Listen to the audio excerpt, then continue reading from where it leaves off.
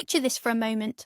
All your hard work, an entire summer under the scorching sun, watering, weeding, all of it turning into a rotten, slimy mess by January. Frustrating, isn't it? Yet, this is completely avoidable. Most gardeners believe their main job is to grow the harvest, but in reality, that's only half the battle. Today, we're going to uncover that one fatal mistake that robs you of your winter bounty. And I promise you'll look at your root cellar in a whole new light. This isn't just a set of tips. It's an entire philosophy our ancestors instinctively understood. They knew the battle for the harvest didn't end in the garden bed. For them, the root cellar wasn't just a storage facility.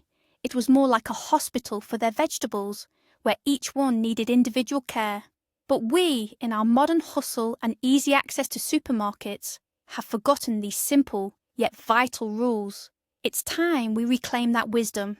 So let's kick things off with the very first, and arguably most critical, mistake everyone makes.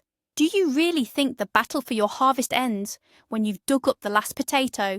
Think again. In fact, that's when the most crucial phase truly kicks off. It all starts not in your root cellar, but right out there in the garden bed. Your cellar isn't some magic room designed to fix every little flaw. It merely preserves what you bring into it. And if you bring problems in there, you'll be facing a disaster by spring. Therefore, rule number 1, pick the perfect day for harvesting. It should be a dry, fair, and ideally even slightly windy day. Why is this so critical? Moisture is rot's biggest ally. When you dig up root vegetables from damp, clinging soil, you're literally wrapping them in a breeding ground for potential bacteria. And harvesting during a rain shower? That's practically a guaranteed death sentence for your stored produce. Believe me, it's far better to wait a couple of days for the ground to dry out than to spend all winter tossing out rotten vegetables.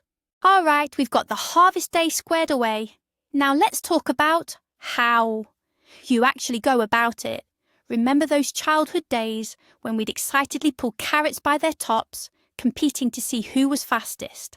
Or vigorously shake an apple tree, sending fruits raining down to the ground? Well, forget all about that, once and for all. That's not harvesting.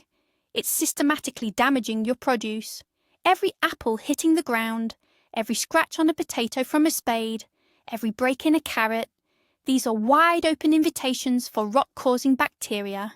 They're just sitting in ambush, waiting for their moment. Imagine the skin of your produce as its protective armour. Any damage, even the tiniest nick you might not even see, becomes an open door for infection. That's why you need to act with surgical precision. Potatoes and beets are best dug up with a pitchfork, not a spade. This greatly reduces the chance of damaging them. Carefully loosen the soil around carrots and gently pull them from the ground, rather than yanking them forcefully and breaking their delicate tips. Apples and pears should be picked by hand, one by one, ensuring the stem remains attached. Treat your harvest as if it were incredibly fragile. Don't toss it into a bucket, and certainly don't dump it noisily from one container to another. Gentleness and care at this stage are your best investment for long-term storage. Your harvest is in. Carefully and lovingly gathered, you gaze at the overflowing buckets and crates, and your heart swells with joy. It feels like you can just carry all this bounty straight down to the cellar. But hold on. That's where an enemy called greed lies in wait. The third critical stage is a ruthless, comprehensive sorting process. This is where you need to unleash your inner perfectionist and meticulously discard anything that causes even the slightest doubt. You might feel a pang of guilt tossing out that slightly crooked carrot you accidentally nicked with your shovel, or that perfectly good-looking apple with a tiny brown spot. What's the harm, you might think? But here's the truth. That tiny spot is already the beginning of decay. By placing such a fruit or vegetable in a crate with healthy ones, you're essentially planting a ticking time bomb. Rot is incredibly contagious. Like a virus, it will quickly spread from one item to another, and in a month or two, instead of a crate of prime apples, you'll be left with nothing but a slimy, foul-smelling mess. So the rule is simple. Only the absolute best go into long-term storage. Perfectly whole, free from scratches, dents, blemishes, or any signs of disease. Anything with even the slightest defect should be set aside in a separate pile. Don't throw these fruits and vegetables away. They need to be eaten first. Consider this your immediate stash for the next few weeks, but they absolutely cannot go down to the cellar. Remember, one bad apple can indeed spoil the whole barrel. Here, greed is truly your worst advisor. So, we've harvested our crops in dry weather, handled them carefully, and sorted out only the very best specimens. What's next? Straight to the cellar? Not so fast. Now comes a crucial yet often overlooked stage, what we call curing or the drying period. This is especially vital for potatoes, onions, garlic, and pumpkins. Imagine this. Even with the most careful harvesting, vegetables inevitably pick up tiny microscopic scratches, invisible to the naked eye. If you move them straight into a cool, damp cellar, these small wounds won't heal and will become prime spots for rot to set in. That's why they need a sort of quarantine period in a dry, warm, and well-ventilated spot. Potatoes, for example, should be spread out in a single layer somewhere shady, perhaps under a canopy, in a shed, or on a porch, never in direct sunlight. Within 1 to 2 weeks under these conditions, their skins will toughen up and minor damage will heal over, a process called corking. The same goes for onions and garlic. They need to be thoroughly dried until their necks are completely dry and the outer skins become papery and rustle. Pumpkins also benefit from lying in the warmth so their stems dry out and their rinds harden like a shell. This stage is like a toughening up process for your vegetables. It makes them stronger and more resistant to disease, preparing them for a long winter in the cellar. Skip it and you'll be storing weakened, vulnerable produce. Now let's talk about a very contentious issue and debunk a popular myth that still sparks heated debate among home gardeners: to wash or not to wash vegetables before storing them. It seems logical, right? Putting dirty vegetables into the cellar feels unhygienic. You want to ensure everything is clean. Many meticulously wash their potatoes and carrots, dry them, and only then put them away. It sounds like the right approach, but in reality, it's one of the gravest mistakes you can make. Nature has already thought of everything for us. The thin layer of soil that remains on root vegetables after drying isn't just dirt. It's their natural protective barrier, which prevents them from drying out and shields them from bacterial penetration. When you thoroughly wash vegetables, especially with a brush, you're not only stripping away this crucial protection, but also inevitably creating numerous micro scratches on their skin. Through these invisible abrasions, moisture evaporates faster, and microbes can enter much more easily. Of course, there are exceptions. Some commercial operations use specialised washing and processing. But in home conditions, without professional equipment, washed root vegetables are almost guaranteed to spoil much faster. So remember this simple rule. The dirt on your potatoes isn't just dirt. It's their natural winter coat. The most you should do after drying is gently brush off any large clumps of soil with gloved hands. That's it. Don't create extra work for yourself, and don't strip your vegetables of their natural armour. Next up, a seemingly minor detail, but one that truly makes a difference: proper trimming. As the saying goes, the devil is in the details, and how you prepare your produce for storage directly impacts its shelf life. Take pumpkins, squash, or watermelons for instance. When harvesting them from the vine, many people either leave an excessively long stem, which later snaps off, or they cut it off right at the base.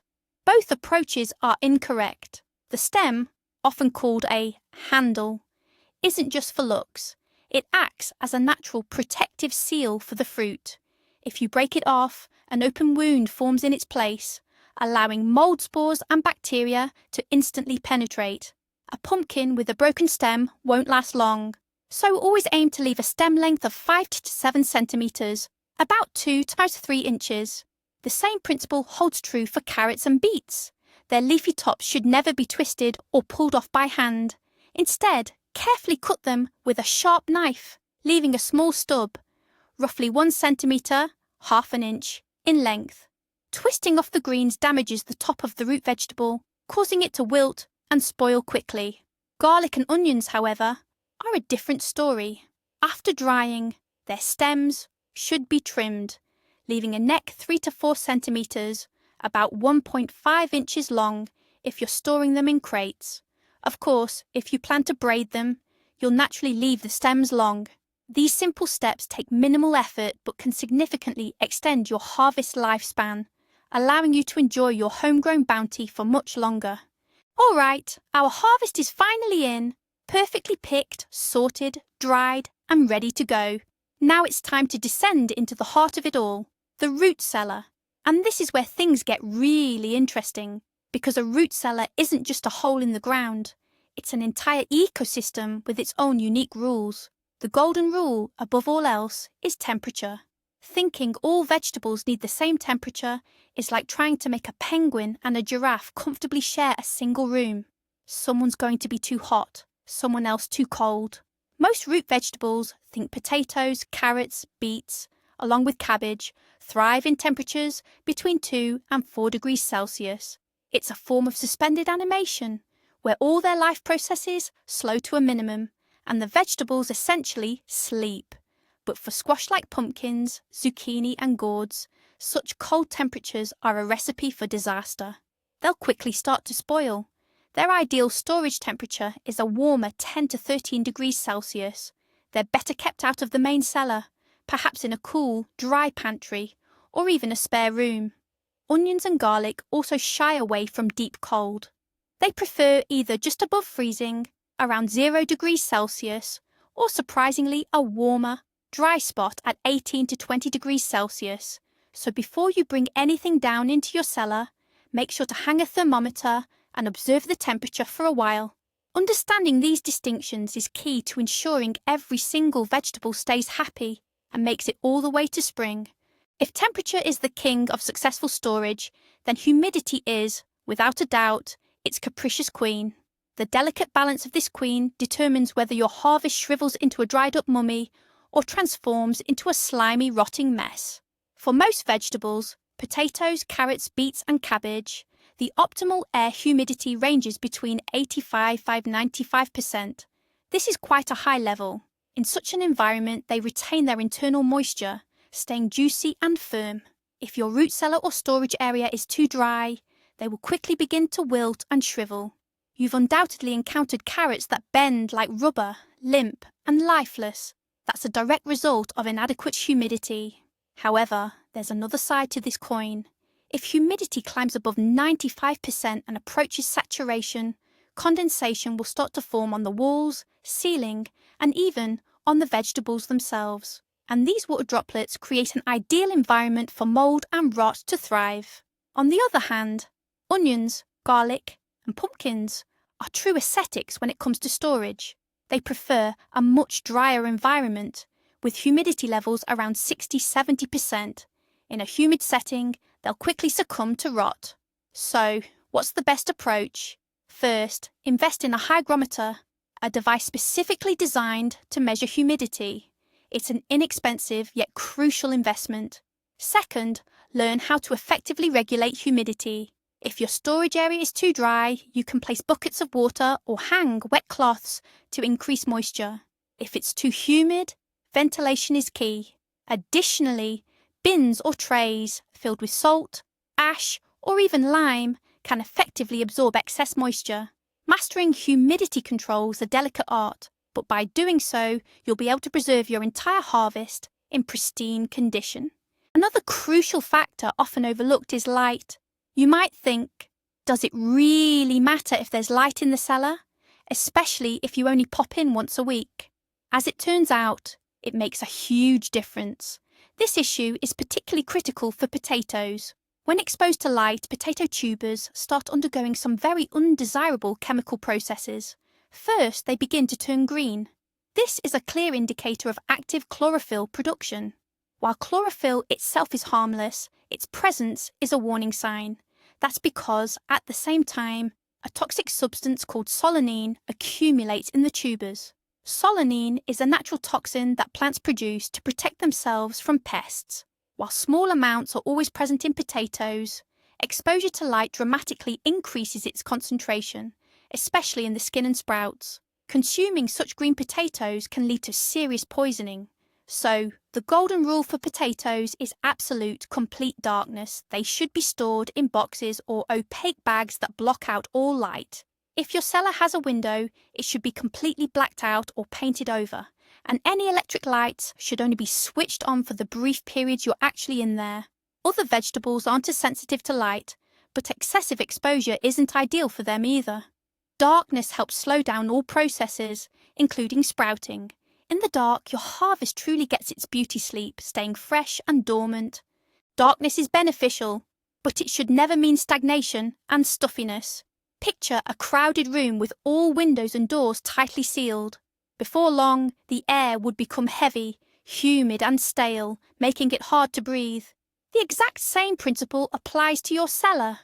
Vegetables are living organisms. They breathe, and as they respire, they release moisture, carbon dioxide, and heat.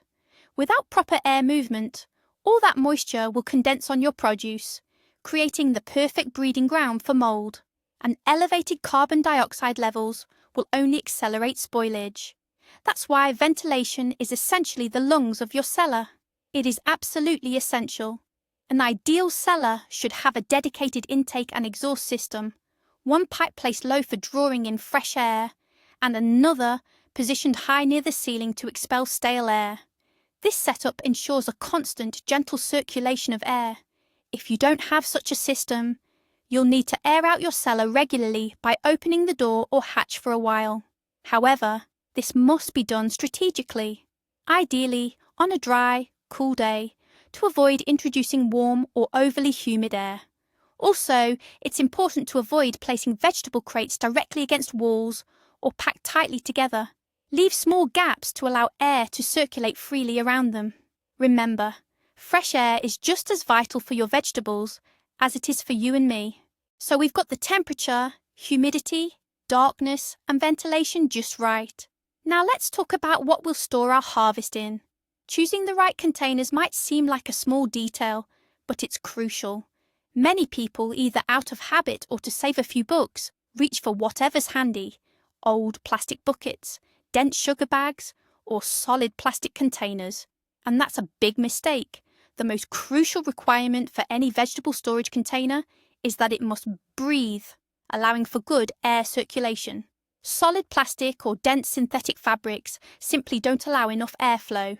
A greenhouse effect quickly builds up inside these containers. Vegetables release moisture, which then has nowhere to evaporate, causing them to suffocate and rot. It's like wearing a rubber raincoat on a scorching hot day. Wood has always been, and still is, the ideal material for storage. Wooden crates, especially slatted ones with gaps, ensure excellent air circulation. Wood also has the ability to absorb excess moisture and, conversely, release it if conditions become too dry, helping to regulate the microclimate. Woven baskets or mesh bags are also great, especially for items like onions and garlic. If you absolutely must use plastic crates, only choose ones with plenty of ventilation holes on all sides, including the bottom. And never pile vegetables too high in the crates. For instance, the optimal depth for potatoes is no more than about half a metre, 20 inches. Choosing the right packaging creates a comfortable home for your vegetables all winter long. Now let's turn our attention to one of the most fascinating, yet often overlooked, aspects of harvest storage: food compatibility. Did you know that fruits and vegetables can either get along famously or become bitter enemies, much like humans?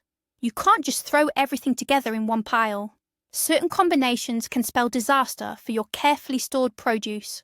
The main troublemakers in the cellar are apples. Pears and bananas also fall into this category if you choose to store them there. This is because as they ripen, they actively release a colourless gas, ethylene. This gas acts as a powerful catalyst for ripening, and unfortunately, for the premature aging and spoilage of other produce. When this gas reaches neighbouring vegetables, it essentially gives them the command: time to spoil. Potatoes are particularly sensitive to ethylene.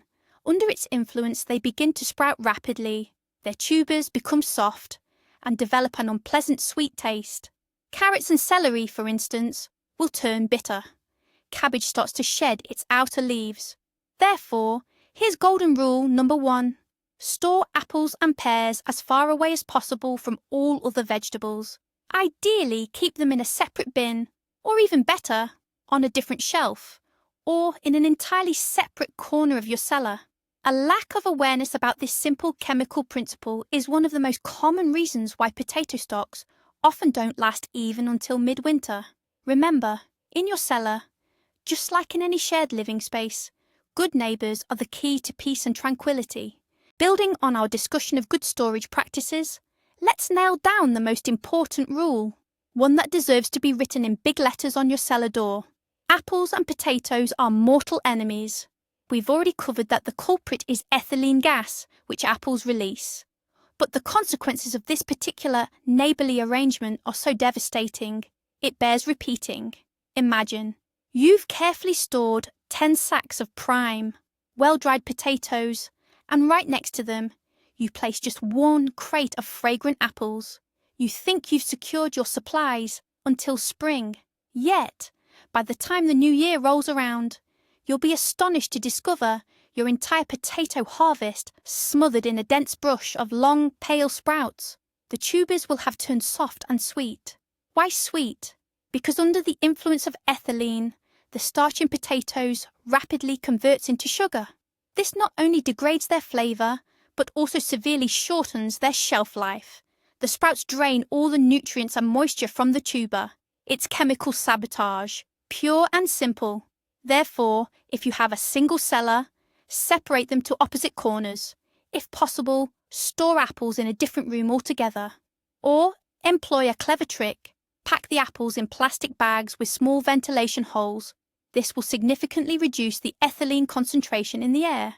Keep this incompatible duo in mind, and you'll save the lion's share of your potato crop. Another duo that's a definite no-go for your cellar storage is onions and potatoes. At first glance, what could possibly go wrong? After all, both thrive in cool, dark environments. But their humidity requirements are completely different. As we've mentioned, potatoes need high humidity around 90% to stay firm and plump. Onions, on the other hand, prefer dry conditions with an optimal humidity of 60 to 70%. If you store onions in the moist conditions, ideal for potatoes, they will quickly become damp. Their papery outer layers, once wet, will lose their protective qualities, leaving the bulbs vulnerable to neck rot and other fungal diseases. In just a couple of months, your onion stash could literally transform into a wet, foul-smelling mush. Conversely, if you create the dry environment that onions thrive in, your potatoes will suffer. They'll lose moisture, becoming soft, withered, and wrinkled. It's a classic conflict of interest. They simply cannot coexist peacefully. That's why they need to be stored as far apart as possible. Keep potatoes in a moister corner, while your onions and garlic belong in the driest, best ventilated spot in the cellar, ideally near a vent or air pipe. Don't try to find a middle ground for them. Both will lose out. All right, we've tackled the enemies of vegetable storage. But what about their friends? Are there ways to create the perfect microclimate, ensuring your vegetables stay optimally fresh and healthy? Absolutely. And that's where age-old tried and true methods come to our rescue. One of the most effective techniques is storing root vegetables, especially carrots and beets, in sand. Why does this work so incredibly well? Clean, dry river sand is a truly unique material. First off, it perfectly isolates each individual root vegetable. This means that even if one starts to spoil, the rot won't easily spread to its neighbours. Second, the sand prevents the vegetables from touching, significantly reducing the risk of bruising or other mechanical damage. And third, perhaps most crucially, it establishes a consistently stable microclimate around every single vegetable. Sand expertly holds just the right amount of moisture, preventing your carrots from drying out and shrivelling, while still allowing enough air circulation to prevent spoilage. The process is straightforward. Simply add a layer of sand to the bottom of a container. Then, carefully place a layer of carrots, ensuring no two roots touch each other. Cover them with another layer of sand, and repeat this layering until the container is full. While sand is ideal, dry sawdust, peat, or even sphagnum moss can be used as alternatives. Sphagnum moss, in particular, boasts excellent antiseptic qualities. It might take a little more effort than just tossing them into a box, but the payoff is incredible. Your carrots, tucked away in their sandy beds, will stay wonderfully crisp and juicy all the way through to spring. But what about cabbage? This particular vegetable can be quite tricky. Stored in crates, it often starts to spoil, with the outer leaves turning black and becoming slimy. To avoid this, our ancestors devised a brilliant and surprisingly simple method. They simply hung the cabbage heads from the ceiling. It might sound a little strange, but it's an incredibly effective method. To do this, when harvesting the cabbage, a long core and a couple of protective outer leaves are left on each head.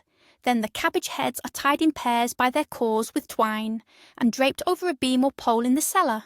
What does this method achieve? Firstly, when suspended, each head receives ideal air circulation from all sides.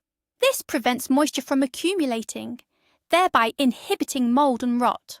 The air freely circulates between the leaves, gently drying them. Secondly, the heads don't touch each other or any surface, like a crate or shelf, which minimises the risk of disease spreading. And finally, it's a great space saver in your cellar. Of course, this method does require sturdy beams in your cellar ceiling. If you don't have them, an alternative method is to arrange the heads on shelves in a single layer, slightly apart, making sure the cores are facing upwards. The key is to ensure maximum airflow around the cabbage from all directions. Let's talk about a silent threat, something many of us often overlook. Picture this. You've put in all the hard work, cultivated a magnificent harvest, and carefully stored it away. Then deep into winter, you decide to treat yourself. Maybe you spot some unique, delicious potatoes at the market, and you just have to have a few pounds. You bring them home, and naturally, to keep them from spoiling, you stash them in your cellar right alongside your prize-winning bounty. Seems harmless enough, right? But in reality, you might have just introduced a Trojan horse into your carefully managed world. Those market or store-bought veggies and fruits, they've been stored in conditions you know nothing about. They could be silent carriers of diseases or pests that haven't shown any symptoms yet. For instance, potato tubers might harbour late blight or scab spores, while onions could be housing onion fly larvae. Once these uninvited guests find the ideal environment of your cellar, they can quickly settle in and begin infecting your own healthy stores. This is precisely why a quarantine rule is essential. Anything new you bring into your home that's destined for long-term storage needs to pass an initial inspection. Keep these new arrivals for a couple of weeks in a separate area, perhaps on a balcony or in a pantry. Watch them closely. If, during this time, you don't spot any suspicious blemishes, rot, or signs of pests, then, and only then, are they safe to join your main stash in the cellar. This simple, crucial step could protect your entire yield from a devastating, unexpected epidemic. So the harvest is stored, all the rules were followed, and the crops are perfectly arranged. It might seem like you can just relax and forget about your cellar until spring, but that would be a huge mistake. Your cellar isn't a bank vault where you simply deposit valuables and walk away. Think of it more like an intensive care unit, where patients require constant monitoring. Regular inspections are absolutely vital for successful storage. Make it a rule to go down to your cellar with a flashlight at least every 2 to 3 weeks, or even better, every single week, to conduct a thorough check. What should you be looking for? Carefully inspect your vegetables. Are there any signs of mould? Is anything starting to rot? Have potato eyes begun to sprout? Are there any traces of mice? The sooner you spot a problem, the easier it will be to address. A single rotten fruit or vegetable, if not removed promptly, can start a chain reaction and spoil dozens of its neighbours in just a week. These inspections won't take much time, but they'll save you a tremendous amount of produce, stress, and money. Think of it like regular maintenance for your car. It's always better to prevent a breakdown than to deal with major repairs later. Consider these weekly cellar visits your most important winter chore for your dacha or homestead. During one of these routine inspections, you spot IT, a small, slightly soft spot on a potato, or a greyish fuzzy patch on a carrot. Your first thought might be, no big deal, I'll just cut that part off later. Your second thought, it's a shame to throw out an entire potato just for one little spot. Both thoughts are wrong. At this point, you need to act quickly and decisively, like a surgeon removing a tumour. Any produce showing signs of spoilage must be immediately and ruthlessly removed from the bin. But that's not all. Rot and mould are incredibly insidious. Their spores, invisible to the naked eye, have almost certainly spread to nearby vegetables that were touching it.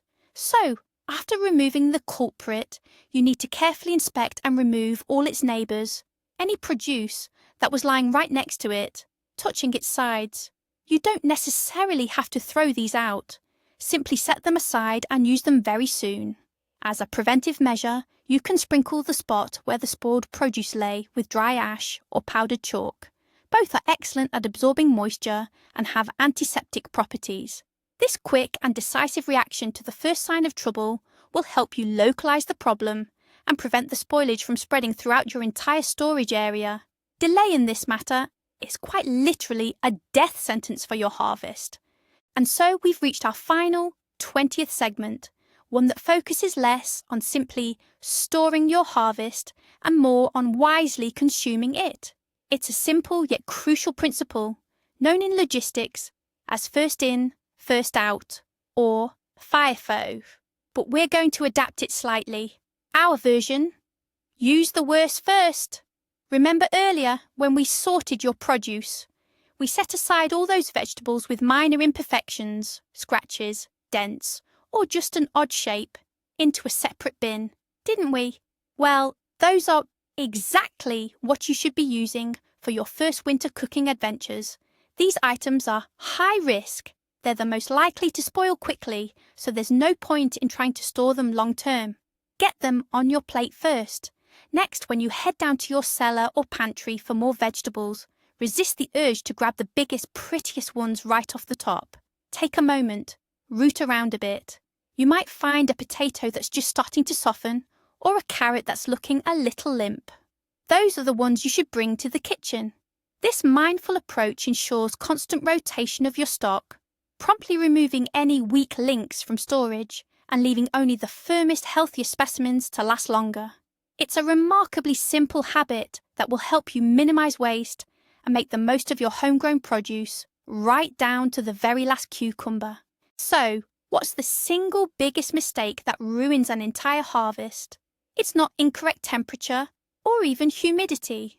The ultimate blunder is believing that once the harvest is in, the work is done. And that's where we often go wrong.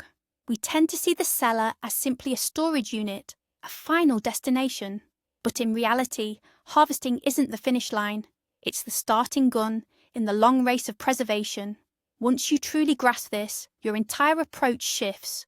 You no longer just toss vegetables into a bin. You carefully place them, treating them with the respect they deserve. You don't forget about them until spring. Instead, you regularly check on them, just like old friends. This change in mindset from just storing to meticulously preserving is the very secret that separates a full cellar in winter from a pile of spoiled produce. Your harvest isn't mere canned goods. It's a living organism that continues to breathe and thrive, and it needs your continued care.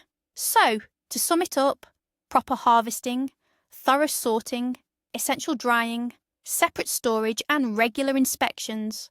These are the foundational pillars of your winter food security. Thanks for sticking with us until the end of this video.